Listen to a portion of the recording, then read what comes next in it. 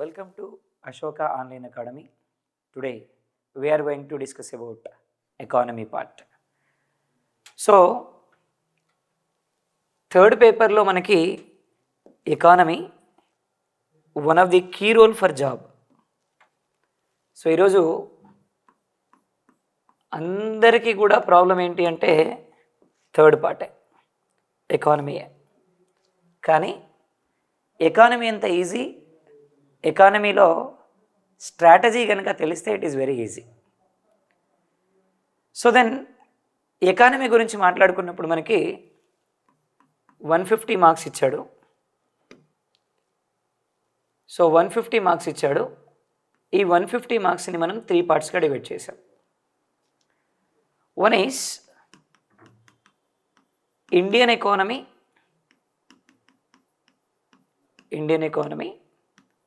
రెండు Telangana economy, third part development అంటాం మనం, డెవలప్మెంట్ అంటున్నాం. So this is what third part. So ఓవరాల్గా మనం ఈ సెక్షన్ని 3 పార్ట్స్గా డివైడ్ చేసాం. Indian economy, Telangana economy as well as development 3 పార్ట్స్గా డివైడ్ చేస్తాం. సో రేషియో ఆల్మోస్ట్ 50-50-50 రేషియో ఉంటుంది. So today we are going to discuss about Indian economy.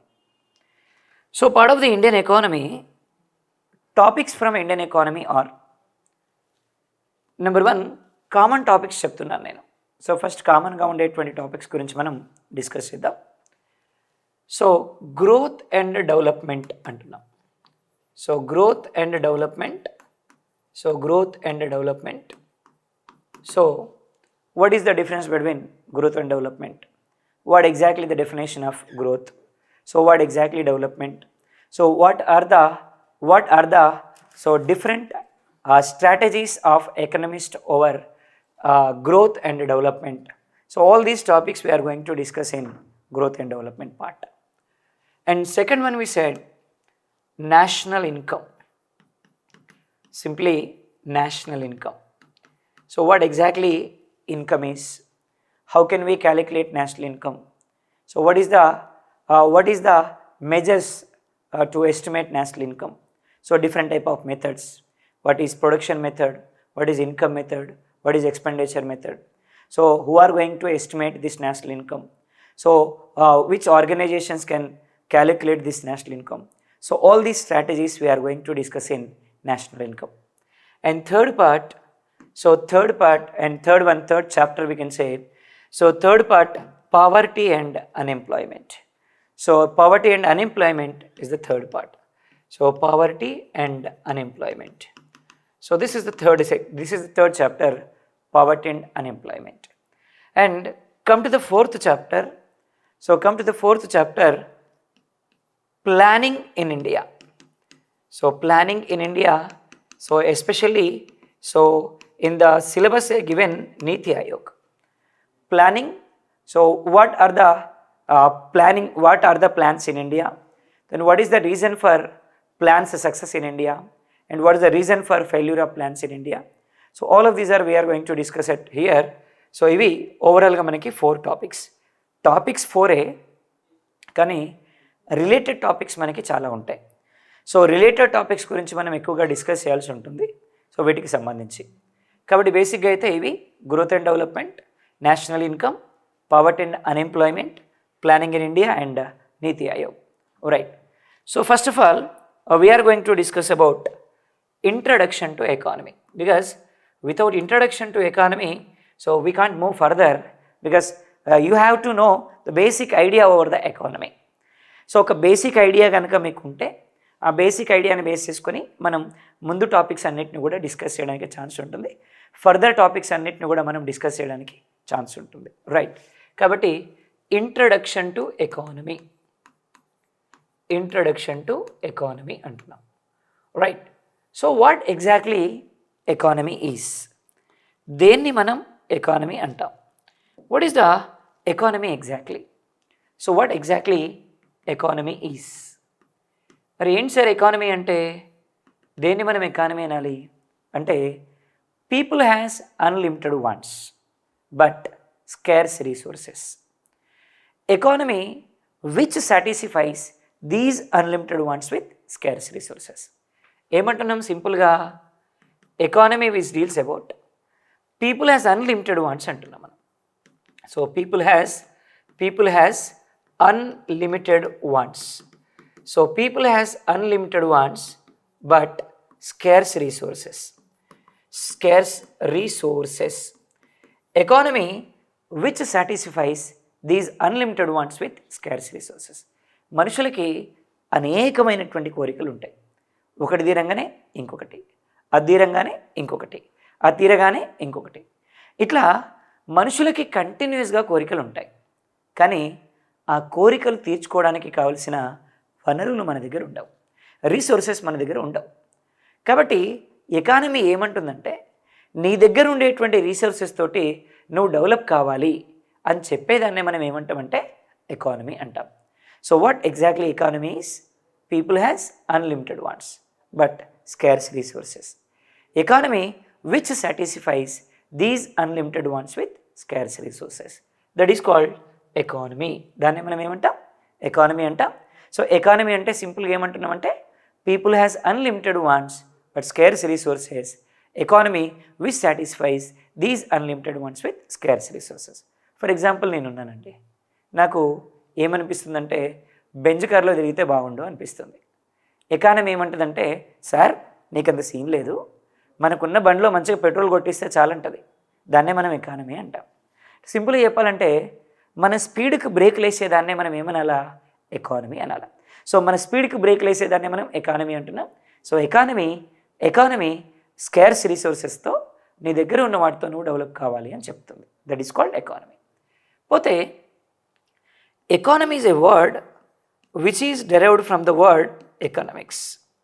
Simply you can say economy is a branch of science. So economy is a branch of science. Economy is a branch of science which is derived from the word economics. Economy అనే పదం ఎక్కడి నుంచి వచ్చింది? Economics అనేటువంటి పదం నుంచి వచ్చింది. So it's a branch of science which is derived from the word economics. So economics means it's a combination of 2 Greek words. Economics అనే పదం 2 గ్రీక్ భాషా పదాల కలయిక. So economics is a combination of 2 Greek words. One is ఎకియోస్. So one is ekios, one more is namos. Ekios comma namos. So here ekios means house. Ekios means house. Namos means management. So ekios means house, namos means management.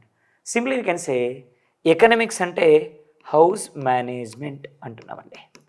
So economics means what? House management. So house management అంటున్నాం మనం ఎకనామిక్స్ని. Right, సింపుల్గా ఏమంటున్నాం sir అంటే, ఇక్కడ ఎకియోస్ అంటే house, నామోస్ అంటే management, రెండింటినీ కలిపి ఏమంటాం? ఎకనామిక్స్ అంటున్నాం. ఎకనామిక్స్ అంటే హౌస్ మేనేజ్మెంట్. రైట్, ఇక్కడ ఎకనామిక్స్ అనే పదం ఎక్కడి నుంచి వచ్చింది? ఎకానమీ అనేటువంటి పదంలో నుంచి వచ్చింది. అంటే ఎకానమీ అనేది ఎకానమీలో నుంచి ఒక భాగమే మనకి ఎకనామిక్స్ అంటున్నాం మనం.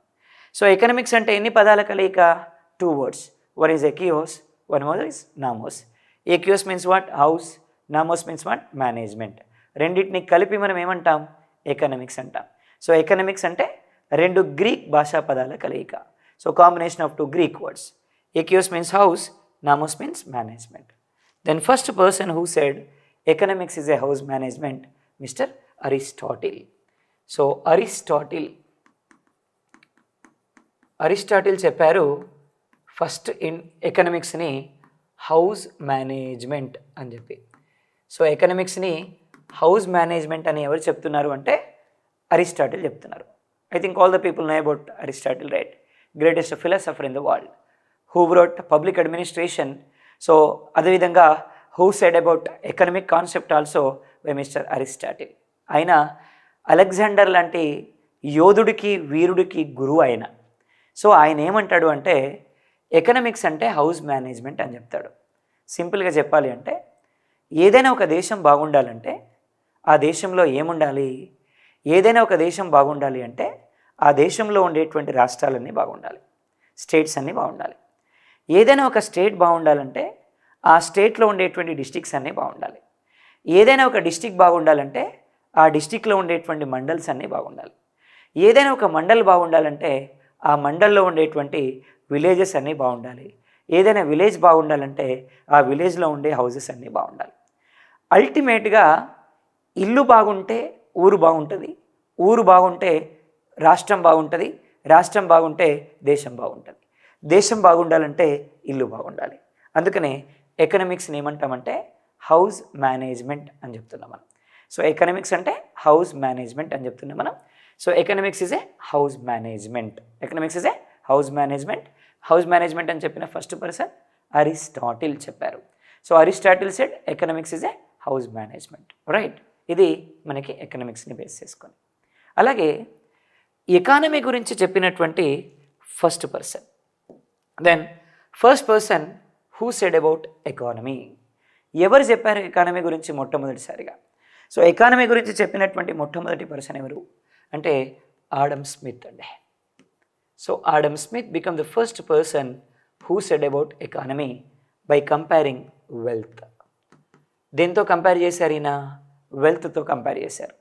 అంటే ఏ కంట్రీలో అయితే వెల్త్ ఎక్కువ ఉంటుందో ఆ కంట్రీస్ అన్నీ కూడా డెవలప్డ్ కంట్రీస్.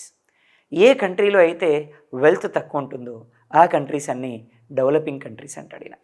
అంటే development of a country is based on what? Wealth. ఏదైనా ఒక దేశం యొక్క అభివృద్ధి అనేది దేని మీద ఆధారపడి ఉంటుంది అంటే వెల్త్ మీదనే ఆధారపడుతుంది. సో వెల్త్ ఎక్కువ ఉండేటువంటి దేశాలన్నీ కూడా ఏ దేశాలు? Developed countries. వెల్త్ తక్కువ ఉండేటువంటి దేశాలన్నీ కూడా ఏ దేశాలు? Developing countries. కాబట్టి development of a country is based on what? Wealth. Wealth మీదనే బేస్ అయి ఉంటాయి ఒక దేశం యొక్క అభివృద్ధి అనేది. ఎవరి ప్రకారం? ఆడమ్ స్మిత్ ప్రకారం. సో ఎవరి ప్రకారం? ఆడమ్ స్మిత్ ప్రకారం development of A nation is based on wealth. అంతేకాదు ఈయన ఒక బుక్ కూడా రాశారండి, wealth of nations. So name of the book written by Adam Smith, wealth of nations. Wealth of nations అనేటువంటి బుక్ రాశారిన ఆడమ్ స్మిత్. మరి ఎవరికి తెలియనప్పుడు ఈ ఎకనమీని వెల్త్తో కంపేర్ చేసి చెప్పింది ఇతనే కాబట్టి ఇతను ఏమంటామంటే మనం ఫాదర్ ఆఫ్ ఎకనామిక్స్ అంటామండి. So who is known as father of economics? Who is known as father of economics అంటే Adam Smith is known as father of economics. Adam Smith who is known as what? Father of economics అంట. Book రాసింది ఏంటి? Wealth of nations. దేంతో compare చేశారు? వెల్త్తో. ఏ దేశంలో wealth ఎక్కువ ఉంటే ఆ దేశాలన్నీ డెవలప్డ్ కంట్రీస్, ఏ దేశంలో వెల్త్ తక్కువ ఉంటే ఆ దేశాలన్నీ డెవలపింగ్ కంట్రీస్. దీన్ని బట్టి మనకి అమెరికా ఏ కంట్రీ? హయ్యెస్ట్ వెల్త్ ఉంది కాబట్టి developed country. America developed country, Japan developed country, Germany developed country, Norway developed country, Switzerland developed country, France developed country, Russia developed country. ఇవన్నీ ఎందుకైనా developed countries? Because it has highest wealth. అందుకే developed countries అంటాం, right. So అదే మన India అనుకోండి, we have less wealth. అందుకే India ఏంటి? Developing country. Pakistan మనమే అంటే మనకంటే దారుణంగా ఉంటుంది కాబట్టి Pakistan developing country. Afghanistan developing country, Sri Lanka developing country, Bangladesh developing country. మన చుట్టుపక్కల ఉన్న మేధావులంతా కూడా డెవలపింగ్ కంట్రీసే. కాబట్టి so according to Adam Smith, which countries has highest wealth? Such countries are called developed countries. Which countries has less wealth? Such countries are called developing countries.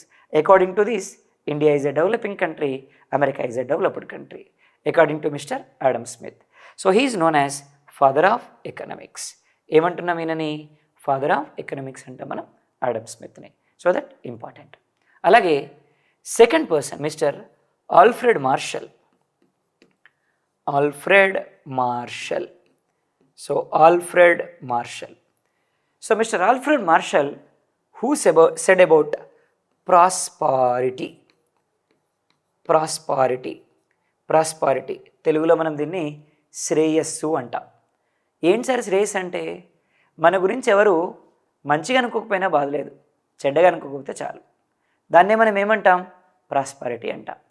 ఇప్పుడు for example ఒక person ఉన్నాడు, ఆయన దగ్గర wealth చాలా ఎక్కువ ఉంది, almost ఒక 100 crores ఉంది. కానీ ప్రపంచంలో ఎవరికి రాని రోగం వచ్చింది.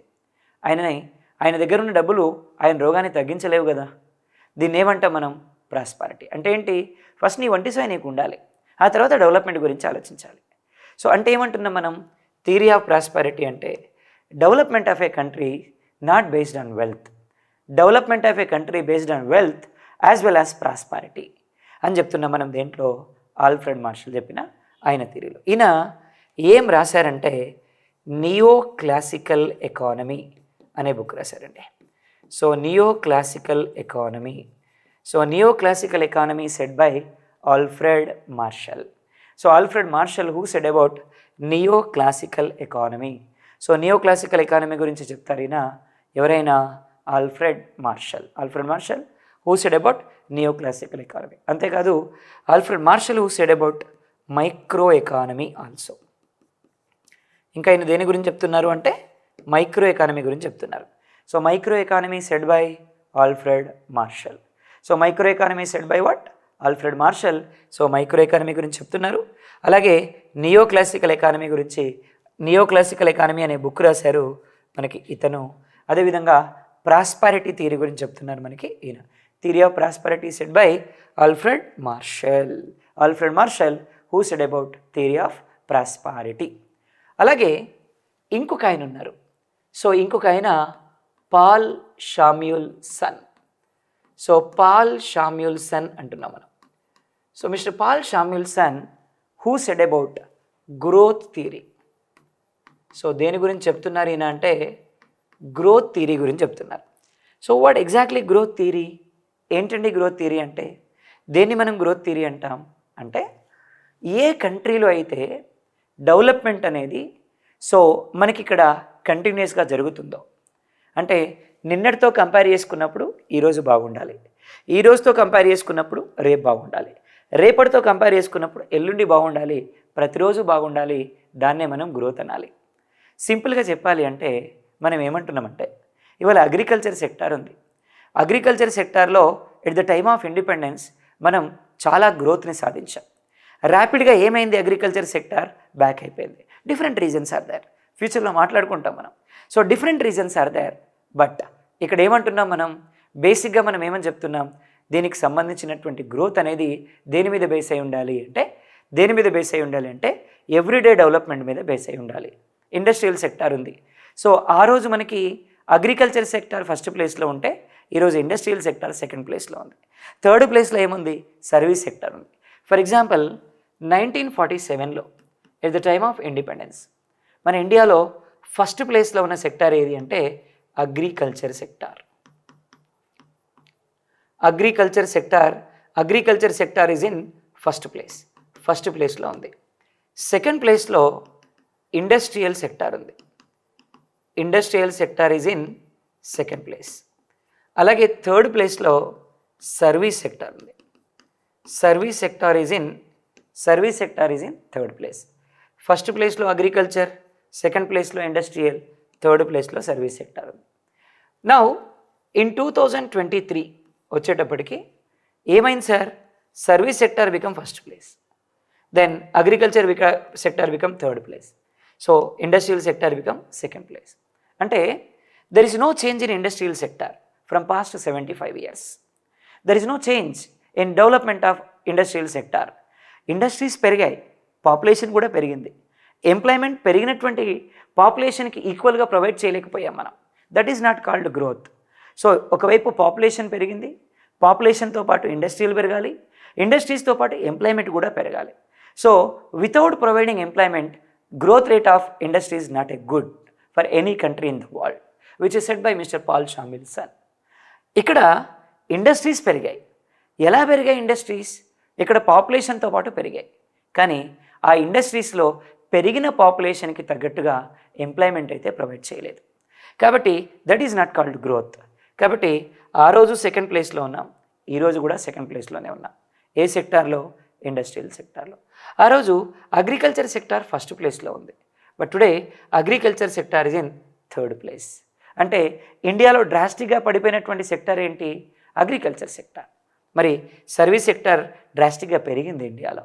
ఆ రోజు సర్వీస్ సెక్టార్ థర్డ్ ప్లేస్లో ఉండేది, ఈరోజు సర్వీస్ సెక్టార్ ఫస్ట్ ప్లేస్లోకి వచ్చింది.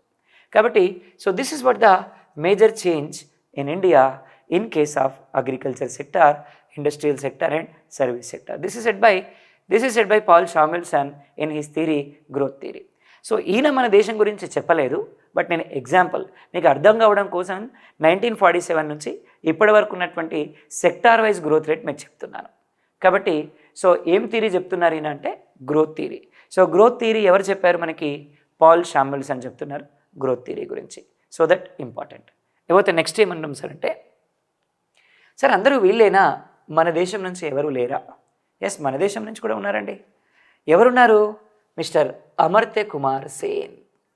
అమర్త్య కుమార్ సేన్, ఏకే సేన్, అమర్త్య కుమార్ సేన్. సో ఈయన ఏం చెప్పారంటే వెల్ఫేర్ ఎకానమీ గురించి చెప్పారు. Welfare economy.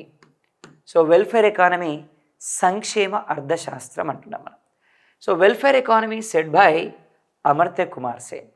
Welfare economy said by Amartya Kumar Sen. Welfare economy గురించి ఎవరు చెప్తున్నారు అంటే అమర్త్య కుమార్ సేన్ చెప్తున్నారు వెల్ఫేర్ ఎకానమీ గురించి, సంక్షేమ అర్థశాస్త్రం గురించి. అంటే ఏంటి సార్ వెల్ఫేర్ ఎకానమీ? ఇంతకుముందు మనం చెప్పుకున్నాం. సో పాల్ షామిల్సన్ చెప్పారు, తర్వాత పాల్ షామిల్సన్ గ్రోత్ థియరీ గురించి చెప్పారు, అలాగే ఆడమ్ స్మిత్ మనకి వెల్త్ గురించి చెప్పారు, ఆల్ఫ్రెడ్ మార్షల్ మనకి ప్రాస్పారిటీ గురించి చెప్పారు. ఇక్కడ మనం ఎక్కడ కూడా వెల్త్ గురించో ప్రాస్పారిటీ గురించో ఎట్ ద సేమ్ టైం ఇంకా మనం మన డెవలప్మెంట్ గురించో ఆలోచించట్లేదు. We are thinking about prosperity, we are thinking about welfare. What exactly welfare? ఈరోజు భారతదేశంలో 142.5 crores పాపులేషన్ ఉన్నారు. ఇందులో 60% ఆఫ్ ద పీపుల్ అన్నమో రామచంద్ర అని ఏడుస్తున్నారు. అంటే కావలసినటువంటి ప్రాపర్ ఫుడ్ కూడా ఈరోజు దేశంలో లేదు. అలాగే ఈరోజు మనకి గవర్నమెంట్ గురించి ప్రజలు ఏం ఆలోచిస్తున్నారంటే, ఇవాళ ₹1 కిలో బియ్యం ఇస్తున్నారు, ₹10 ఎప్పుడు ఇస్తారు, ఫ్రీగా ఎప్పుడు ఇస్తారు?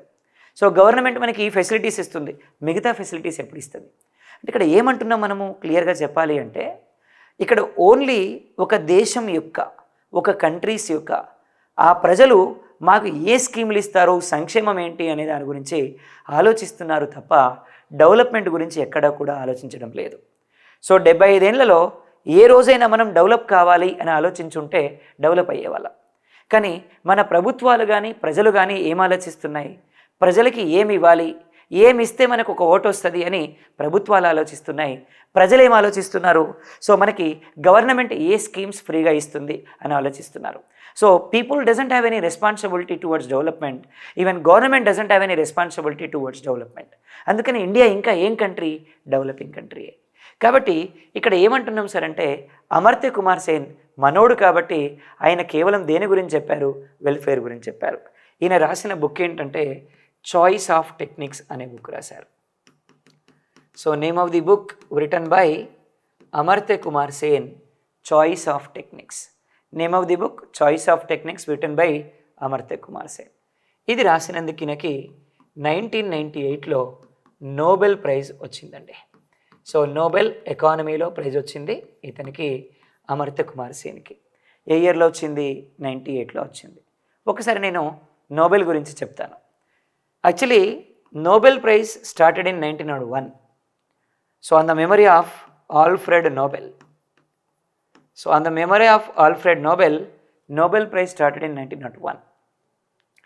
మరి 1901లో on the memory of Alfred Nobel start చేసాం మనం ఈ అవార్డ్ని. ఎవ్రీ ఇయర్ December 10th ఇస్తారు, because December 10th is the death anniversary of mister Alfred Nobel. So he's the founder of dynamite. ఏం సృష్టించారు ఈయన అంటే డైనమైట్ని సృష్టించారు. ఎవరైనా? Alfred Nobel. ఆయన డెత్ యానివర్సరీ రోజున ఈ అవార్డు ఇస్తారు December 10th. Even December 10th also known as human rights day. So ఆయన డెత్ యానివర్సరీకి హ్యూమన్ రైట్స్ డేకి సంబంధం లేదండి, బట్ నేను చెప్తున్నాను. సో ఆయన డెత్ యానివర్సరీ రోజున ఈ అవార్డు ఇస్తారు December 10th. So name of the award ఏమన్నామంటే, name of the award Nobel prize. At the beginning it was honoured in 5 sectors. బిగినింగ్లో ఈ అవార్డుని కేవలం 5 సెక్టార్స్లో ఇచ్చేవారు. ఎందులో ఇచ్చారు? నెంబర్ 1 ఫిజిక్స్లో ఇచ్చారు, నెంబర్ 2 కెమిస్ట్రీలో ఇచ్చారు, నెంబర్ 3 ఫిజియాలజీలో ఇచ్చారు. So physiology is nothing but మెడిసిన్లో ఇచ్చారు. సో నెంబర్ 4 పీస్లో ఇచ్చారు, నెంబర్ 5 లిటరేచర్లో ఇచ్చారు. So in these sectors we received award. So it was honored by Alfred Nobel మెమరీస్తో ఇది 5 సెక్టార్స్లో ఇచ్చారు. Physics, chemistry, physiology, medicine and literature. So in 1969 it was started in economy. So ఎకానమీలో మనకి ఏ ఇయర్లో start అయింది అంటే 1969లో ఈ అవార్డ్ స్టార్ట్ చేశారు. So in 1969 it was started in economy. ఎకానమీలో ఈ అవార్డ్ని ఎవరు స్పాన్సర్ చేస్తున్నారు అంటే Riksbank. Not Riksbank, not Riksbank, not risk bank, it's a risk bank, Riksbank. So Riksbank's headquarters is in స్వీడన్లో ఉంటుంది దీని head quarters. వీళ్ళు sponsor చేస్తారు మనకి ఈ అవార్డ్ని. నోబెల్ ప్రైజ్ని ఏ ఇయర్ నుంచి ఇస్తున్నారంటే 1969 నుంచి ఇస్తున్నారు. సో 1969 నుంచి ఈ అవార్డ్ని స్పాన్సర్ చేస్తున్నారు. So name of the award is Nobel economy prize. మరి మన ఇండియా నుంచి ఎకానమీలో తీసుకున్నటువంటి ఫస్ట్ పర్సన్ అమర్త్య కుమార్ సేన్ అన్న మనం. So first Indian and first Asian received this award mister Amartya Kumar Sen. Sir India నుంచి ఎంతమంది తీసుకుని ఉంటారు అంటే first person mister Rabindranath Tagore. So Rabindranath Tagore become the first Indian received this award in 1913 in literature. So లిటరేచర్లో తీసుకున్నారు ఈయన for the book Gitanjali. So Gitanjali అనేటువంటి book రాసినందుకు ఈయన అవార్డు తీసుకున్నారు 1913లో. So name of the person mister Rabindranath Tagore 1913లో. Second person C V Raman. Mister C V Raman. And third person mister Subrahmanyan Chandrasekhar.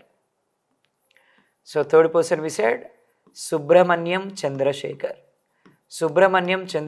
become the third person who received this award, Nobel Prize. And next Mother Teresa. So Mother Teresa actually she is not Indian but she took citizenship of India. So Mother Teresa. And next Haragovinda Khurana. So Haragovinda Khurana. So next person Mr. Amartya Kumar Sen. So Amartya Kumar Sen became the sixth person received this award. So next person Mr. Venkatraman Ramakrishnan.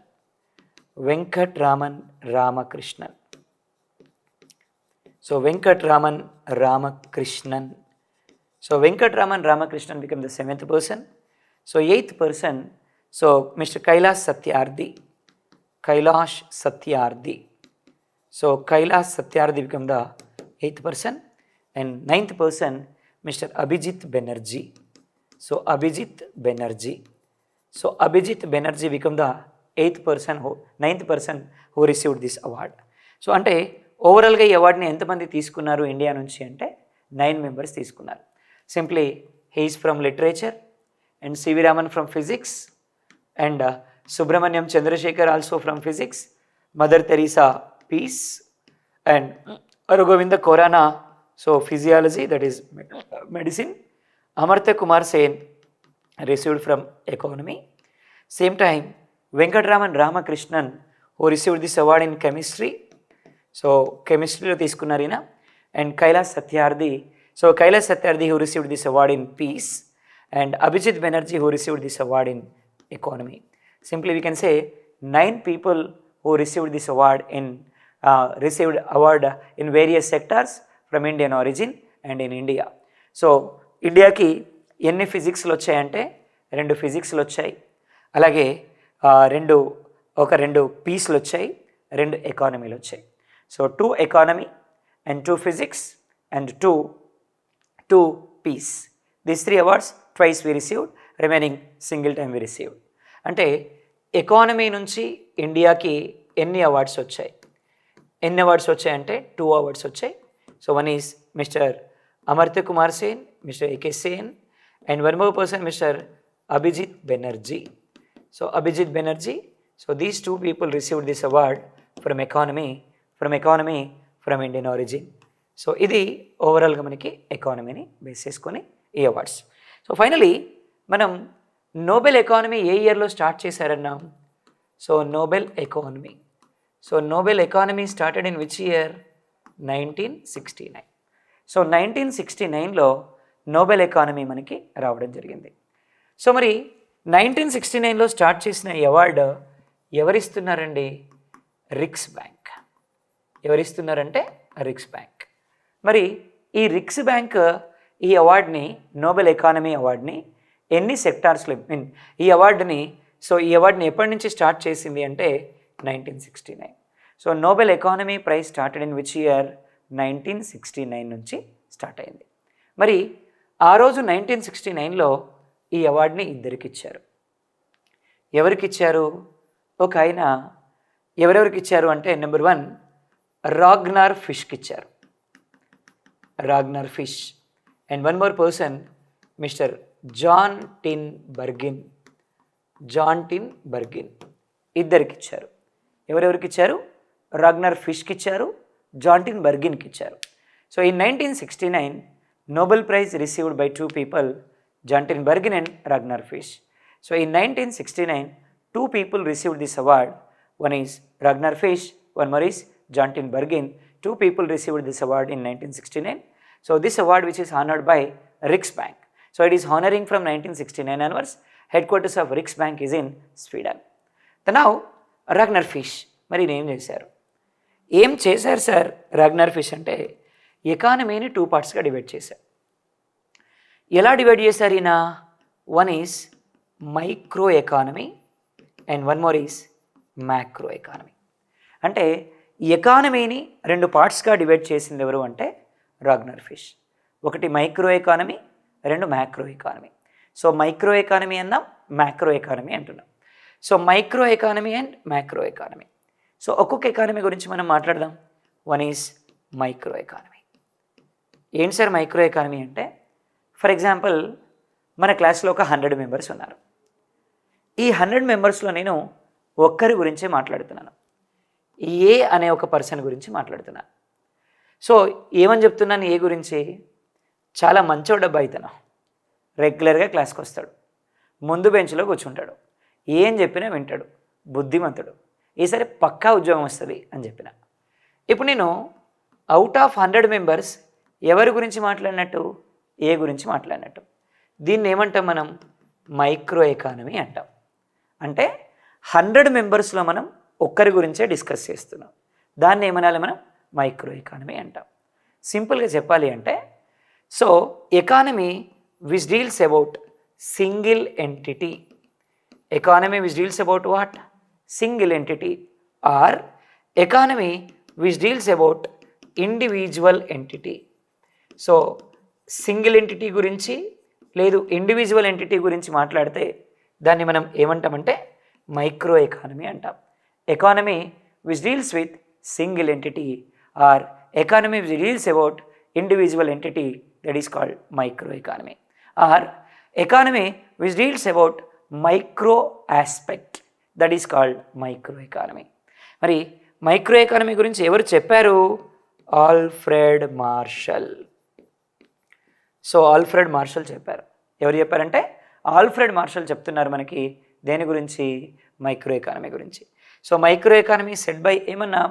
Alfred Marshall. So ఈయన రాసిన book ఏమన్నా మనం? Neo classical economy. So neo classical economy అంటున్నాం. So neo classical economy which is said by Alfred Marshall. Same time macro economy. Then what exactly macro economy is? ఇంతకుముందు మన క్లాస్లో ఎంతమంది ఉన్నారన్నాం?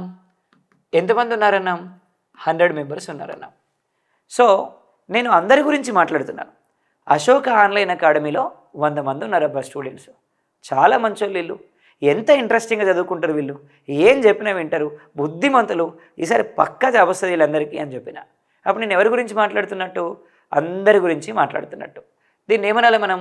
Macro economy అనాలి. అంటే మ్యాక్రో ఎకానమీ అంటే economy which deals about all entities.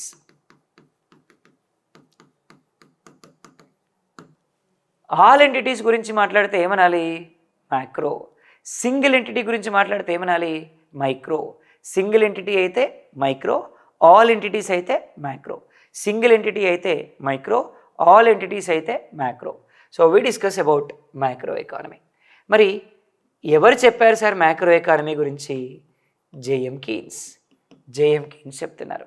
So JM Keynes దేని గురించి చెప్తున్నారు? మ్యాక్రో ఎకానమీ గురించి చెప్తున్నాను మనకి జేఎం కీన్స్. రైట్, ఇప్పుడు మైక్రో ఎకానమీ అంటే ఒక ఐడియా వచ్చింది. సో మైక్రో ఎకానమీ అంటే ఒక ఐడియా వచ్చింది, మ్యాక్రో ఎకానమీ అంటే ఒక ఐడియా వచ్చింది. What is micro economy? Economy which deals about single entity. What is macro economy? Economy which deals about all entities. మరి ఫర్ ఎగ్జాంపుల్ డిమాండ్ అనేటువంటి concept ఉందండి. Demand అనే కాన్సెప్ట్ ఉంది. అంటే డిమాండ్ అనేది ఎకానమీలో ఒక పార్టా, లేదు ఎకానమీయే డిమాండా? డిమాండ్ లేకపోతే ఎకానమీని ఊహించలేమా? డెఫినెట్గా ఊహించగలుగుతాం. డిమాండ్ అనేది ఎకానమీలో ఒక చిన్న పార్ట్, అందుకని demand comes under what? Micro economy. అలాగే సప్లై ఉందండి. మరి సప్లై అనేది ఎకానమీలో ఒక భాగమా, లేదు ఎకానమీయే సప్లయా అంటే ఎకానమీలో ఒక భాగం. కాబట్టి supply comes under micro economy. అలాగే ప్రైస్ ఉందండి, ధర ఉంది, ఎకానమీలో ఒక చిన్న పార్ట్. ఎకానమీలో ప్రైస్ అనేది ఒక చిన్న పార్ట్, కాబట్టి ఏమన్నాం మనం? ప్రైస్ని ఏమంటున్నాం మనం? Micro economy. అలాగే డిమాండ్ అన్నాం, సప్లై అన్నాం, ప్రైస్ అన్నాం, మార్కెట్స్ అంటున్నాం. సో మార్కెట్ అనేది ఎకానమీలో ఒక చిన్న పార్ట్, అందుకే which is comes under micro economy. Demand, supply, price, market, all of these are comes under what? Micro economy. Then come to the macro economy. ఏంటి sir macro economy అంటే? Economy which deals about all entities. For example population ఉందనుకోండి. So what is population? 142.5 crores population మన దేశంలో. మాట్లాడితే అందరి గురించి మాట్లాడాలి, ఎవరి గురించి మాట్లాడకపోయినా హర్ట్ అవుతారు. అందుకని అందరి గురించి మాట్లాడుతున్నాం కాబట్టి ఏమనాలి? Population comes under macro economy. అలాగే పావర్టీ ఉంది. సో వాట్ ఈజ్ పావర్టీ అంటే దేశంలో సగం మంది సమస్య. ఒకరి సమస్యనే ఇద్దరి సమస్యనే అంటే దేశంలో సగం మంది సమస్య, కాబట్టి poverty comes under macro economy. అలాగే అన్ఎంప్లాయ్మెంట్. సో అన్ఎంప్లాయ్మెంట్ ఉందనుకోండి, ఇప్పుడు అన్ఎంప్లాయ్మెంట్ అంటున్నాం. సో అన్ఎంప్లాయ్మెంట్ అనేది ఏంటి మరి? దేశంలో ఒకరి సమస్యనే ఇద్దరి సమస్యనా? దేశంలో more than 60% of the people సమస్య. అందుకని macro economy comes under what? Unemployment comes under what? Macro economy. So macro economy అంటున్నాం ఈ అన్ఎంప్లాయ్మెంట్ని. అలాగే నెక్స్ట్ ఏమన్నాం సార్ అంటే నేషనల్ ఇన్కమ్ అంటున్నాం. So what is mean by national income? Income of the all people. కాబట్టి ఏమనాలి మనకి దీన్ని? నేషనల్ ఇన్కమ్ని మ్యాక్రో ఎకానమీ. ఎగ్జామినేషన్లో ఎగ్జాంపుల్స్ అడగడానికి ఛాన్స్ ఉంటుంది. So example for micro economy: demand, supply, price, markets. ఇవన్నీ కూడా మైక్రో అంశాలు కాబట్టి కమ్స్ అండర్ మైక్రో ఎకానమీ. అలాగే మ్యాక్రో ఎకానమీ అన్నాం. Population, poverty, unemployment, all of these are comes under what? Micro economy. కాబట్టి very important we said micro and macro economy.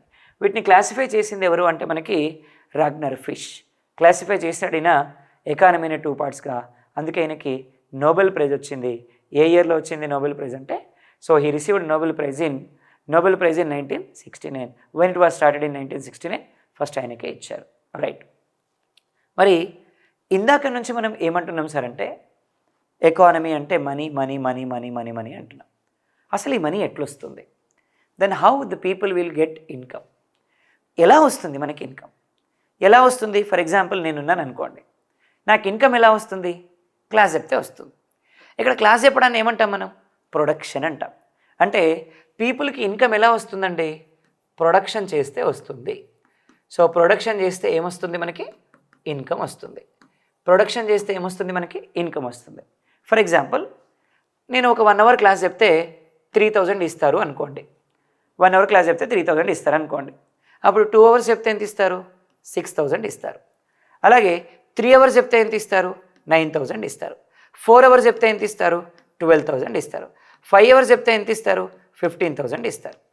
Right. అంటే ఇక్కడ మీకు ఏమర్థమైంది? When production increases, income of the people also increases. For example నేను 1/2 hour class చెప్పాను, అప్పుడు నాకు ఎంత ఇస్తారు? 1500 ఇస్తారు. అంటే ప్రొడక్షన్ తగ్గితే ఇన్కమ్ ఏమవుతుంది? తగ్గుతుంది. When production increases, income increases. When production decreases, income of the people also increases. When production increases, income of the people increases. When production decreases, income of the people decreases. Then what is the relation between production and income? Always production is directly proportional to income. So when production increases, income of the people also increases. When production decreases, income of the people also decreases. ఈ రెండింటికి కూడా ఎప్పుడు ఏ relation ఉంది? Directly proportional relation ఉంది. So directly proportional రిలేషన్ని base చేసుకొని so ఇక్కడ మనకి ప్రొడక్షన్ పెరిగితే ఇన్కమ్ పెరుగుద్ది, ప్రొడక్షన్ తగ్గితే ఇన్కమ్ తగ్గుతుంది. అప్పుడు ఇక్కడ మనకి ఓన్లీ ప్రొడక్షన్ గురించే మాట్లాడాలా, సర్వీస్ అనే కాన్సెప్ట్ కూడా కావాలా అంటే డెఫినెట్గా సర్వీస్ కూడా ఉండాలి. సర్వీస్ అంటే ఏంటి సార్? ఇప్పుడు ఫర్ ఎగ్జాంపుల్ మన దేశంలో ఒక 100 సోప్స్ని ప్రొడ్యూస్ చేసాం, 100 సబ్బుల్ని ప్రొడ్యూస్ చేసాం. ఇప్పుడు ఈ 100 సోప్స్ని కొంటేనే కదా కొత్తవి తయారు చేసేది. ఒకవేళ ఈ 100 సోప్స్ని ఎవరు కొనలేదనుకోండి, కొత్త ఎలా తయారు చేస్తారు? ఒకవేళ తయారు చేసినా కూడా ఎవరు కొంటారు? సో ఇప్పుడు ఉన్నాయే ఎవరు కొనలేదు, కొత్తవి తయారు చేస్తే ఎట్లా మరి? దాన్ని ఏమంటాం మనం? సర్వీస్ అంటాం. ఫర్ ఎగ్జాంపుల్ ఈ రెండింటి మధ్యలో ఫ్లక్చుయేషన్ వచ్చింది, ఏం జరుగుతుంది చూద్దాం ఒకసారి. సో ఏదైనా ఒక దేశంలో ప్రొడక్షన్ అండ్ సర్వీసెస్ ఎలా ఉండాలి? ఈక్వల్గా ఉండాలి. ఒకవేళ ప్రొడక్షన్ అండ్ సర్వీస్లో కనుక ఫ్లక్చుయేషన్ వస్తే ఏం జరుగుతుంది చూద్దాం. ఫర్ ఎగ్జాంపుల్ ఇప్పుడు మనకి ఈ దేశం ఉందనుకోండి, ఒక దేశం ఉంది, ఏ అనే ఒక కంట్రీ ఉంది. సో ఏని మనం ఒక కంట్రీ అనుకుంటున్నాం. ఈ కంట్రీలో 100 మెంబర్స్ ఉన్నారు, 100 మంది ఉన్నారు. ఈ 100 మంది సంతూర్ సబ్బే వాడతారు అనుకోండి. వాళ్ళు ఏం వాడినా ఏళ్ళకి సంతూర్ అనుకుందాం మనం. సంతూర్ సబ్బే వాడతారు అనుకుందాం. వీళ్ళకి డైలీ ఒక సబ్బు కావాలి, సో 30 డేస్ వాడతారు ఒక సబ్బుని వీళ్ళు. అంటే ఒక సబ్బు 30 డేస్, నెల రోజులు వాడతారనమాట. ఇప్పుడు 100 మెంబర్స్ కాబట్టి ఎన్ని సబ్బులు కావాలి? 100 సోప్స్ కావాలి. ఫర్ ఎగ్జాంపుల్ ఈ మంత్ ఫిబ్రవరిలో ఏ అనే కంట్రీలో 100 సోప్స్ని మనం ప్రొడక్షన్ చేసాం. ప్రొడక్షన్ ఎంత అయిందంటే 100. ఎంతమంది కొన్నారు? 100 మెంబర్స్ కొన్నారు. అంటే సర్వీస్ ఎంత? 100. ప్రొడక్షన్ ఎంత? 100. సర్వీస్ ఎంత? 100. ఇక్కడ ప్రొడక్షన్ అండ్ సర్వీసెస్ ఏమైనాయి? Balanced, equal. Production and services are equal. Next month మార్చ్లో ఏమైంది సార్ అంటే ఇక్కడ యాక్చువల్గా మనకి 100 సోప్స్ ప్రొడక్షన్ చేయాలి, కానీ ఏం చేశారు? 200 సోప్స్ ప్రొడక్షన్ చేశారు. కానీ కొనేవాళ్ళు ఎంతమంది ఉన్నారు? 100 ఉన్నారు. అంటే ప్రొడక్షన్ ఏమైంది? ఇంక్రీజ్ అయింది. ప్రొడక్షన్తో కంపేర్ చేసినప్పుడు సర్వీస్ ఏమైంది? తగ్గింది. దెర్ ఈజ్ నో చేంజ్ కాదు. ప్రొడక్షన్తో కంపేర్ చేసినప్పుడు తగ్గినట్టే, కాబట్టి తగ్గింది. అంటే ఇక్కడ ఏమైంది? ప్రొడక్షన్ పెరిగింది, సర్వీస్ తగ్గింది. మరి ప్రొడక్షన్ పెరిగి సర్వీస్ తగ్గితే వాట్ ఈస్ ద ప్రాబ్లం? ఇప్పుడు నెక్స్ట్ మంత్ ఏప్రిల్లో సోప్స్ ప్రొడక్షన్ చేయాల్సిన అవసరం ఉందా? లేదు. ఎందుకు లేదు? ఆల్రెడీ ఏప్రిల్కి కావాల్సిన సోప్స్ని మార్చిలోనే ప్రొడ్యూస్ చేశాం కదా. ఈ మంత్లో సబ్స్ ప్రొడక్షన్ కావు. అప్పుడు ఇక్కడ ఉన్నటువంటి ఈ కంపెనీలో ఉన్న ఎంప్లాయీస్కి శాలరీస్ వస్తాయా? రావు. అప్పుడు వాళ్ళు ఏమవుతారు? అన్ఎంప్లాయీస్. శాలరీ లేని ప్రతి ఒక్కరూ అన్ఎంప్లాయీసే. వీళ్ళకి శాలరీ లేదు కాబట్టి వీళ్ళు ఏమవుతారు? అన్ఎంప్లాయీస్. ఏమవుతున్నారు? అన్ఎంప్లాయీస్ అవుతారు. వీళ్ళంతా కూడా అన్ఎంప్లాయీస్. అంటే when production increases, services decreases, first problem is unemployment. When production increases, services decreases, first problem is unemployment. First problem ఏంటంటే అన్ఎంప్లాయ్మెంటే. ఒకవేళ ఇదే అన్ఎంప్లాయ్మెంట్ ఒక 3-4 మంత్స్కి కంటిన్యూ అయింది, అప్పుడు ఆ దేశంలో పావర్టీ వస్తుంది. ఏమొస్తుంది సార్? పావర్టీ వస్తుంది. అంటే ఇక్కడ మనకి based on the production and services మనం ఏం చెప్తున్నాం? Unemployment, poverty.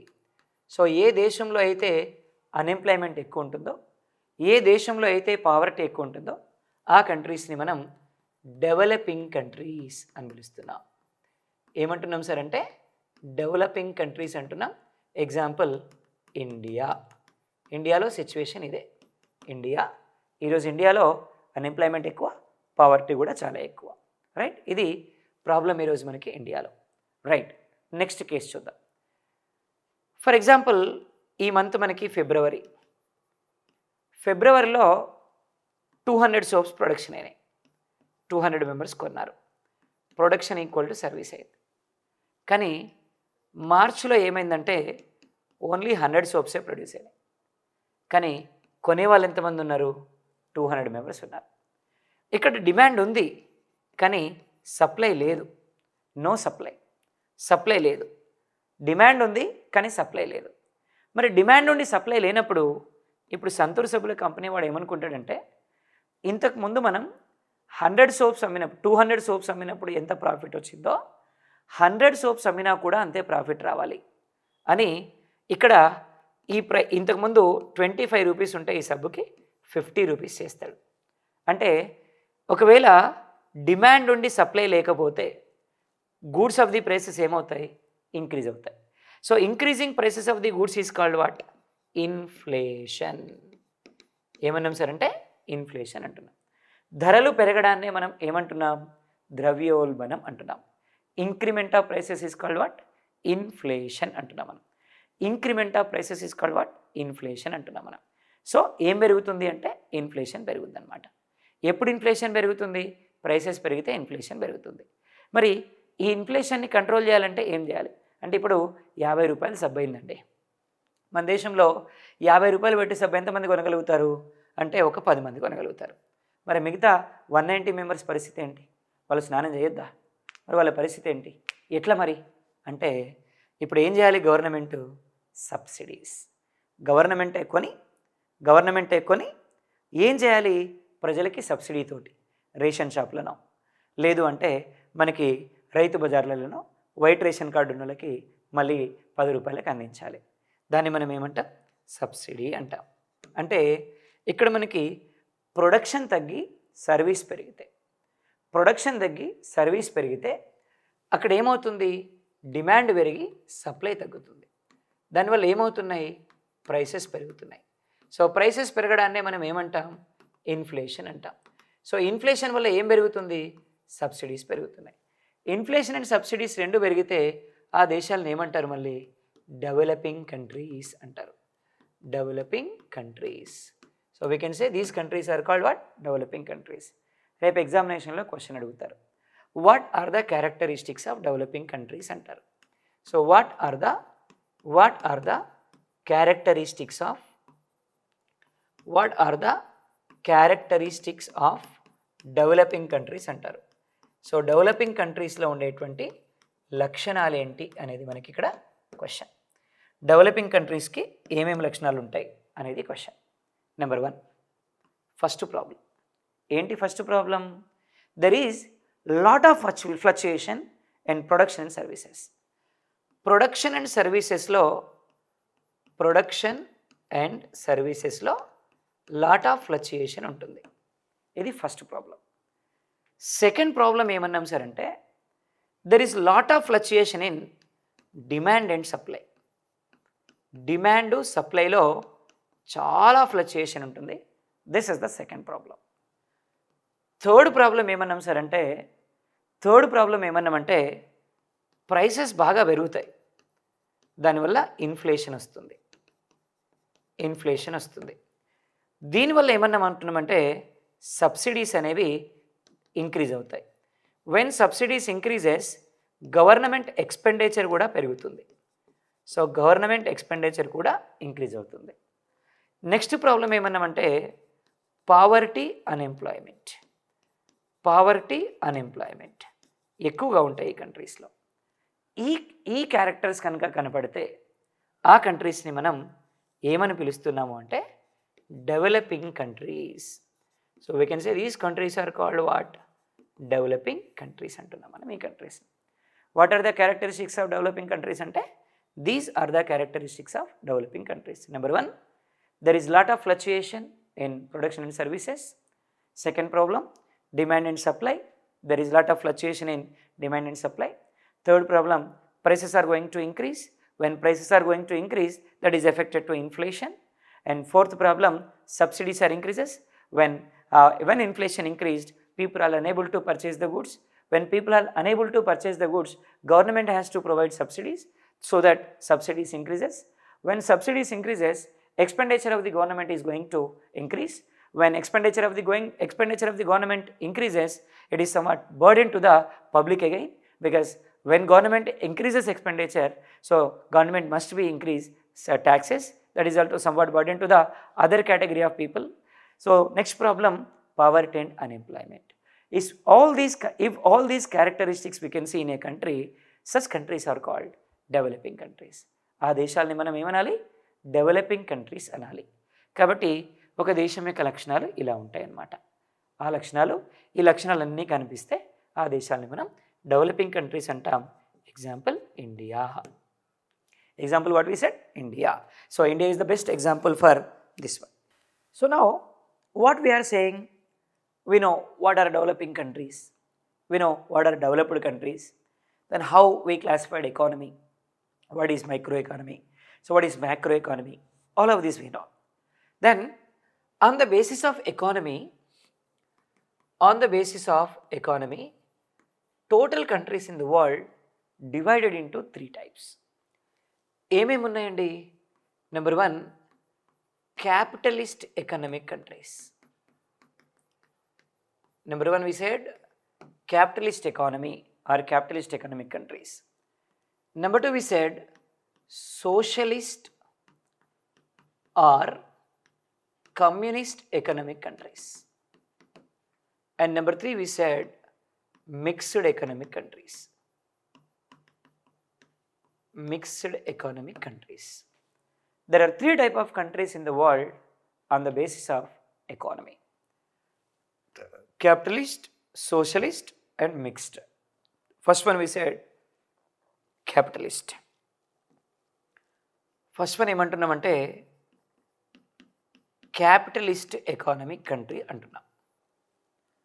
Then what exactly capitalist economic country? ఏముంటుంది సార్ క్యాపిటలిస్ట్ ఎకనామిక్ కంట్రీలో అంటే, ఏ దేశంలో అయినా సరే ఫస్ట్ ప్రొడక్షన్ జరగాలి, తర్వాత సర్వీసెస్ ఉండాలి.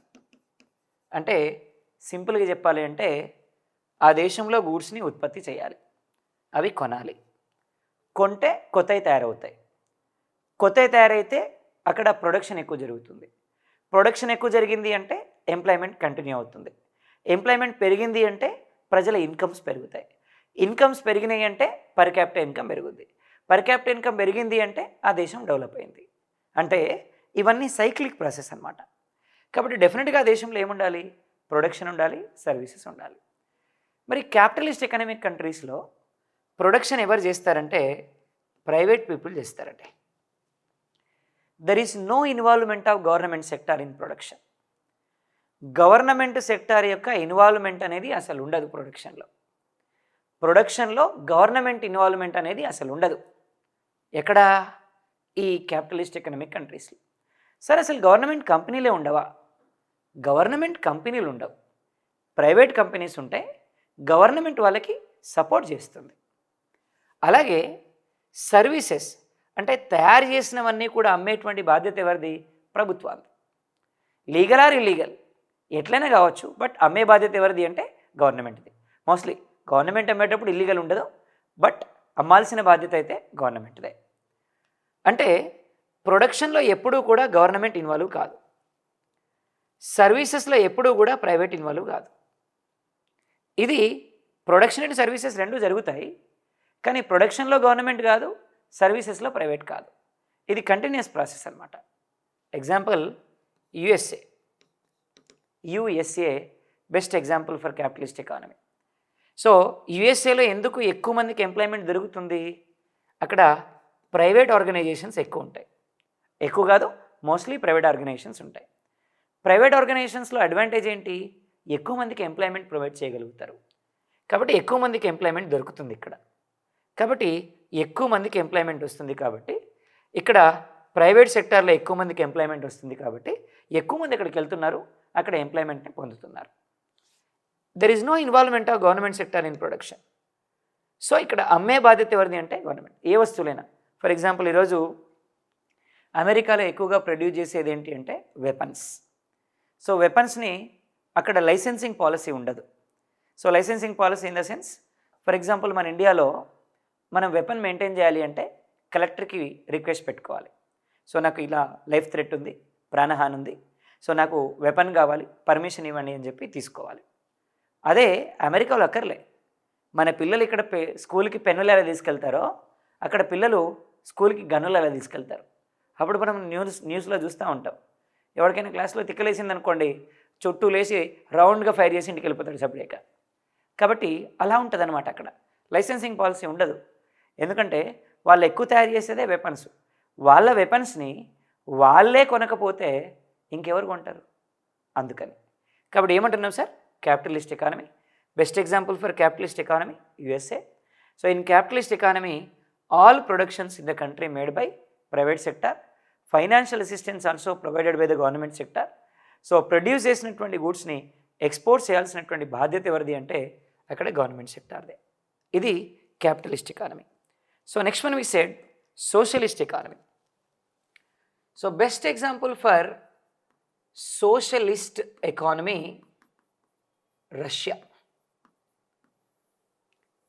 సోషలిస్ట్ ఎకానమీకి బెస్ట్ ఎగ్జాంపుల్ ఏంటంటే Russia. So Russia best example for socialist economy.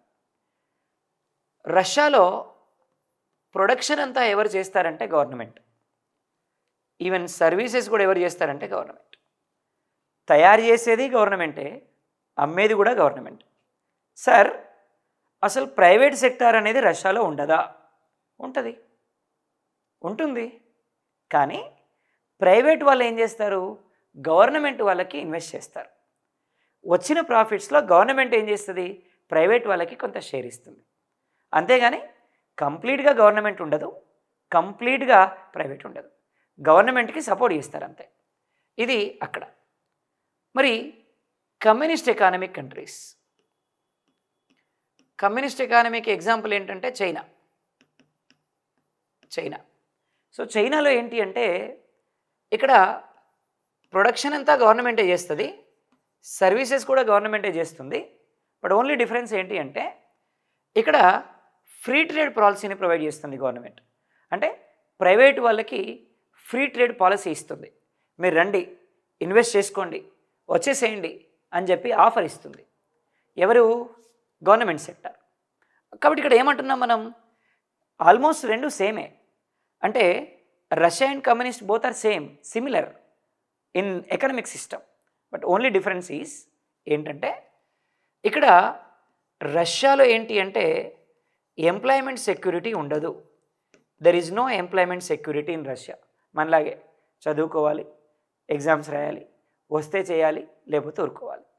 కానీ చైనాలో అలా కాదు. 14 ఇయర్స్ నిండిన ప్రతి ఒక్కరికి ఎంప్లాయ్మెంట్ ఇచ్చేటువంటి బాధ్యత, 15 ఇయర్స్ నిండిన ప్రతి ఒక్కరికి కంపల్సరీ ఎంప్లాయ్మెంట్ ఇచ్చేటువంటి బాధ్యత అక్కడ చైనా గవర్నమెంట్ది. కంపల్సరీ ఇస్తుంది. నేను చదువుకుంటా అంటే చదువుకోండి, కానీ ఎట్లా చదువుకోండి? పని చేసుకుంటూ చదువుకోండి అని చెప్పి చెప్తుంది అనమాట. ఎవరు? రష్యా. So that important. ఇట్లా ఈ రెండింటికి difference. Only difference between communist and socialist ఏంటి అంటే there is no employment security in Russia, lot of employment security in China. That is what the major difference.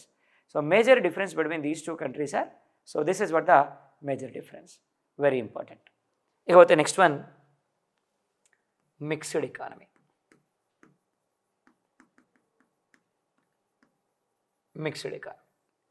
So what exactly mixed economy అంటే ఇక్కడ private ఉంటుంది as well as government ఉంటుంది. Private ఉంటుంది as well as government ఉంటుంది. అంటే public private partnership అంట. మన public private పార్ట్నర్షిప్లో ఉంటాయి. ఇక్కడ ప్రైవేట్ ఉంటుంది as well as government, both are there. Public and private partnership is there, right. Public and private పార్ట్నర్షిప్లో మనకి ఇక్కడ ఇన్వెస్ట్మెంట్స్ ఉంటాయి. Example, best example India. So ఇండియాలో టోటల్ ఎకానమీని మనం 2 పార్ట్స్ చేస్తున్నాం. Before 1991 and after 1991. ఎందుకు సార్ 1991 అంటే 1991లో మనకి ఎకనామిక్ రీఫార్మ్స్ వచ్చాయి.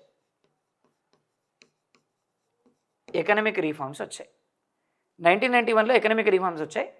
సో ఎకనామిక్ రీఫార్మ్స్ ఏంటి అనేది నేను మళ్ళీ చెప్తాను మీకు. ఇంకో చాప్టర్ ఉంది మనకి ఎకనామిక్ రీఫార్మ్స్. ఇందాక యాక్చువల్గా మనం చెప్పిన సిలబస్ ఏంటి అంటే కామన్గా ఉండేటువంటి సిలబస్ అనమాట ఇది.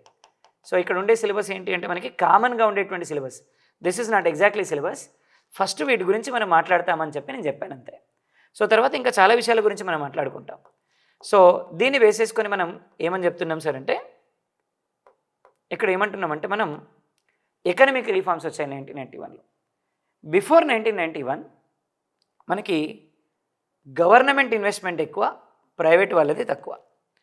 91 కంటే ముందు ఏంటి సార్ అంటే government is more than private. After 1991 private rapidly increased than government. ఇప్పుడు 1991 కంటే ముందు గవర్నమెంట్ ఎక్కువ, ప్రైవేట్ తక్కువ. 1991 తర్వాత ప్రైవేట్ ఇంక్రీజ్ అయింది, గవర్నమెంట్ తగ్గిపోయింది. 1991 కంటే ముందు దివాలా తీసింది ఎవరు సార్ అంటే గవర్నమెంట్. 1991 తర్వాత దివాలా తీసింది ఎవరు సార్ అంటే గవర్నమెంట్. ఓవరాల్గా దివాలా తీసింది ఎవరు సార్ అంటే గవర్నమెంట్. మనం తీపిచ్చాం. తీయలేదు, మనం తీపిచ్చాం. ఎలా తీపిచ్చాం సార్? చిన్న ఎగ్జాంపుల్ చెప్తాను మీకు. ఇండియాలో ఈరోజు బిఎస్ఎన్ఎల్ ఉంది. గవర్నమెంట్ టెలికాం కంపెనీ ఇది బిఎస్ఎన్ఎల్ అనేది గవర్నమెంట్ టెలికాం కంపెనీ. అరౌండ్ 2000లో మనకి కొత్తగా మొబైల్ ఫోన్స్ వచ్చినప్పుడు నేను సిమ్ కార్డ్ తీసుకుందామని బిఎస్ఎన్ఎల్ ఆఫీస్కి వెళ్ళాను. వెళ్తే కరెక్ట్గా 10 రోజులు తిరిగానండి బిఎస్ఎన్ఎల్ ఆఫీస్ చుట్టూ. ఒకరోజు సిమ్ కార్డ్స్ లేవన్నారు, ఒకరోజు స్టాక్ లేదన్నారు, ఒకరోజు ఇచ్చే టైం లేవన్నారు, ఒకరోజు రిజిస్టర్ లేడన్నారు. ఇట్లా ఒక 10 రోజులు తిప్పించారు. నాకు అనిపించింది అవసరమా మనకి అనిపించి నేనేం చేశాను, ఆపేసాను తీసుకోవడం. ఇంకొకసారి జీవితంలో బిఎస్ఎన్ఎల్ అయితే తీసుకోవద్దని ఫిక్స్ అయిపోయా. ఒక 1.5 year తర్వాత ఏమైంది సార్ అంటే 1.5 year తర్వాత ప్రైవేట్ ఆపరేటర్స్ వచ్చారు. రిలయన్స్ అని, ఎయిర్టెల్ అని, ఐడియా అని, వోడాఫోన్ అని, డోకోమో అని, గీకోమ్ అని చాలా కంపెనీలు వచ్చాయి. బయట పెట్టారు. ఒక సిమ్ కొంటే ఇంకో సిమ్ ఫ్రీ అన్నారు. అప్పుడు తీసుకున్నానండి ఎయిర్టెల్. ఇప్పటివరకు వాడుతున్నా. నెంబర్ కూడా చేంజ్ చేయలే. 20 ఏళ్ళు అయింది. 20 ఏళ్ళ నుంచి వాడుతున్నా. నెంబర్ కూడా చేంజ్ చేయకుండా వాడుతున్నా. ఎన్ని లక్షలు కట్టినా నేను ఎయిర్టెల్ ఆయనకి. చూడండి మరి. అదే నేను బిఎస్ఎన్ఎల్ తీసుకొని ఉంటే ఈ లక్షలన్నీ బిఎస్ఎన్ఎల్కి పోయేవి కదా. నాలాగానే మీలో చాలామంది ఆలోచించి బిఎస్ఎన్ఎల్ తీసుకోవట్లేదు. ఈరోజు బిఎస్ఎన్ఎల్ దివాలా తీసింది. ఈరోజు రోడ్డు మీదకి వచ్చింది. ఒక సిమ్ కొంటే ఇంకో సిమ్ ఫ్రీ అంటున్నారు. ఒక సిమ్ కాదు 10 సిమ్లు ఫ్రీ ఇచ్చినా నేను తీసుకోను. ఎందుకంటే నేను హర్ట్ అయ్యా. నాలాగానే మీరంతా హర్ట్ అయ్యి ఉంటారు, అందుకని తీసుకోవట్లేదు. Is it true or not? ఇట్లా సర్వీసెస్ సరిగా లేకపోవడం, ఆ రోజు ఉన్నటువంటి పరిస్థితుల్లో వాళ్ళు మనకి సర్వీస్ సరిగా ఇవ్వకపోవడం, సో తర్వాత తీసుకున్న తర్వాత మళ్ళీ నెట్వర్క్ ఇష్యూస్ రావడం, వీటన్నిటిని దృష్టిలో పెట్టుకొని అందరూ చాలామంది బిఎస్ఎన్ఎల్కి దూరంగా ఉన్నారు. Right are not? సో దానివల్ల ఏమైంది, ఎవరు బిఎస్ఎన్ఎల్ తీసుకోవట్లేదు. ఇట్లా మనకి బిఎస్ఎన్ఎల్ దివాలా తీసింది. ఇలాగే చాలా కంపెనీస్ దివాలా తీసినాయి గవర్నమెంట్ సెక్టార్లో. అందుకని 1991 కంటే ముందు government sector is more than private. After 1991 private is more then government. Before 1991 దివాలా తీసింది గవర్నమెంట్. ఆఫ్టర్ 1991 దివాలా తీసింది గవర్నమెంట్. మొత్తం ఈ దివాలా తీసింది 75 ఏళ్లలో government. So this is what happened in India. Very important. So మనది ఎకానమీ అంటే mixed economy. Best example for mixed economy India. So mixed economy in India ఎప్పటి నుంచి ఫాలో అవుతుందంటే ఫ్రమ్ 1948 నుంచి మిక్స్డ్ ఎకానమీ ఫాలో అవుతుంది. ఎలా అనేది నేను మీకు ఇండస్ట్రియల్ రిఫార్మ్స్ అనే చాప్టర్ వస్తుంది, అక్కడ చెప్తాను నేను. సో ఇండస్ట్రియల్ రిఫార్మ్స్లో మనం వీటి గురించి చాలా మాట్లాడుకుంటాం. సో ఫైనల్లీ ఒక విషయం మాత్రం గుర్తుపెట్టుకోండి, ఏమన్నాం sir, Indian economy so is a mixed economy. అలాగే ఇక్కడ డ్యూయల్ ఎకానమీ ఉంటుంది. సో డ్యూయల్ ఎకానమీ అంటున్నాం మనం. So what is dual economy? So participation of modern and traditional economy. So modern economy అదేవిధంగా traditional economy. So modern economy అదేవిధంగా traditional economy రెండింటిని follow అయితే దాన్ని మనం డ్యూయల్ ఎకానమీ అంటాం. సో మోడర్న్ అండ్ ట్రెడిషనల్ రెండు ఫాలో అయితే దాన్ని మనం డ్యూయల్ ఎకానమీ అని చెప్పి పిలవడం జరుగుతుంది. So this is what introduction to economy. ఫైనల్గా ఒక క్లారిటీ మాత్రం వచ్చింది. ఏమని? ఎకానమీ అనేటువంటి వర్డ్ ఎకనామిక్స్ నుంచి వచ్చింది. Economics is a combination of 2 Greek words, oikos and nomos. Oikos అంటే హౌస్, నామోస్ అంటే మేనేజ్మెంట్. సో ఎకానమీని హౌస్ మేనేజ్మెంట్ అని చెప్పినటువంటి ఫస్ట్ పర్సన్ అరిస్టాటిల్. తర్వాత మనకి డిఫరెంట్ థీరమ్స్ ఉన్నాయి. వెల్త్ గురించి చెప్పినటువంటి person Adam Smith. Adam Smith దేని గురించి చెప్పారు అంటే వెల్త్ గురించి చెప్పారు. తర్వాత వెల్త్ గురించి చెప్పినటువంటి పర్సన్ మనకి ఆడమ్ స్మిత్. అలాగే prosperity theory, so prosperity theory గురించి మనకి ఆల్ఫ్రెడ్ మార్షల్ చెప్పారు. సో ఆల్ఫ్రెడ్ మార్షల్ ప్రాస్పారిటీ గురించి చెప్పారు. తర్వాత మనకి గ్రోత్ గురించి పాల్ షామ్యూల్స్ అని చెప్పారు. సో పాల్ షామ్యూల్స్ అని చెప్పారు గ్రోత్ గురించి. తర్వాత వెల్ఫేర్ గురించి మనకి సో అమర్త్య కుమార్ సేన్ చెప్పారు. అలాగే మైక్రో ఎకానమీ అలాగే మ్యాక్రో ఎకానమీని క్లాసిఫై చేసింది మనకి Ragnar fish. So Ragnar fish మనకి క్లాసిఫై చేశారు. అలాగే సో ఓన్లీ మైక్రో ఎకానమీ గురించి చెప్పింది మనకి Alfred Marshall. So Alfred martial వచ్చి మనకి సో ఓన్లీ ఎకానమీ గురించి మైక్రో ఎకానమీ గురించి చెప్పారు. అలాగే మ్యాక్రో ఎకానమీ గురించి మనకి ఇక్కడ జేఎం కీన్స్ చెప్పారు.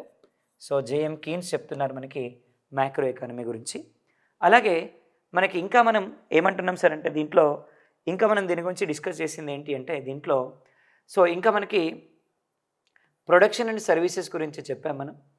ఒకవేళ ఏదైనా ఒక దేశంలో ప్రొడక్షన్ ఇంక్రీజ్ అయింది, సో ఏదైనా ఒక దేశంలో ప్రొడక్షన్ ఇంక్రీజ్ అయింది, సర్వీసెస్ డిక్రీజ్ అయినాయి.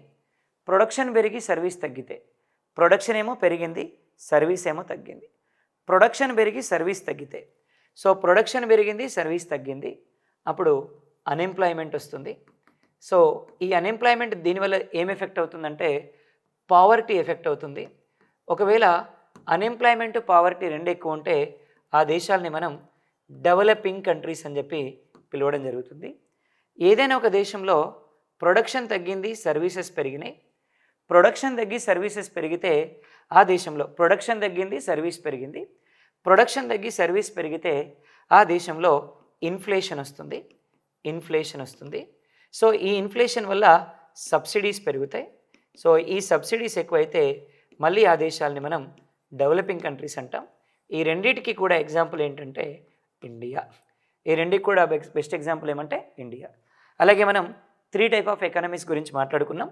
సో ఏమేమి ఎకానమీస్ గురించి మాట్లాడమంటే ఒకటి క్యాపిటలిస్ట్ ఎకానమీ అన్నాం, సో అలాగే సోషలిస్ట్ కమ్యూనిస్ట్ ఎకానమీ అన్నాం, తర్వాత మిక్స్డ్ ఎకానమీ అన్నాం. సో క్యాపిటలిస్ట్లో ప్రొడక్షను సర్వీసెస్ ఉంటాయి. ప్రొడక్షన్ ఏమో ప్రైవేట్ వాళ్ళు చేస్తారు, సర్వీసెస్ ఏమో గవర్నమెంట్ చేస్తుంది. ఇక్కడ production and services both are made by the government sector. ఇక్కడ కూడా production and services made by the government sector. Mixed economy ఇక్కడ పబ్లిక్ ప్లస్ ప్రైవేట్ రెండు పార్ట్నర్షిప్స్ ఉంటాయి. సో దీనికి ఎగ్జాంపుల్ ఇండియా అన్నాం, అలాగే దీనికి ఎగ్జాంపుల్ రష్యా అన్నాం, సో దీనికి ఎగ్జాంపుల్ చైనా అన్నాం, అలాగే దీనికి ఎగ్జాంపుల్ యుఎస్ఏ అన్నాం. So this is what the first chapter, introduction to economy. Very very important. So chapter 1 introduction to economy, right. అంటే యాక్చువల్గా ఇది సిలబస్లో భాగం కాదు, కాకపోతే మిస్లీనియస్ కింద చాలాసార్లు క్వశ్చన్ అడుగుతుంటారు. సో మిస్లీనియస్ కింద చాలాసార్లు 1 or 2 క్వశ్చన్స్ అడుగుతూ ఉంటారు. సో కాబట్టి ఇలాంటి ఏరియాలో మనకి each and every mark important కాబట్టి మనం ఇలాంటి ఏరియాస్ని స్కిప్ చేయకూడదు ఎప్పుడూ కూడా. అలాగే ఒక బేసిక్ ఐడియా వస్తుంది ఎకానమీ మీద, అసలు మైక్రో అంటే ఏంటి, మ్యాక్రో అంటే ఏంటి, తర్వాత ఎన్ని టైప్ ఆఫ్ ఎకానమీస్ ఉంటాయి, ఇవన్నీ తెలియకుండా డైరెక్ట్ మనం ఎకానమీ స్టార్ట్ చేసామనుకోండి కొంత కన్ఫ్యూజన్ ఏర్పడేటువంటి ఛాన్స్ ఉంటుంది. అందుకని వీటన్నిటి గురించి డిస్కస్ చేసిన తర్వాతే మనం ఎకానమీలోకి అడుగు పెడతాం అనమాట. Okay, right.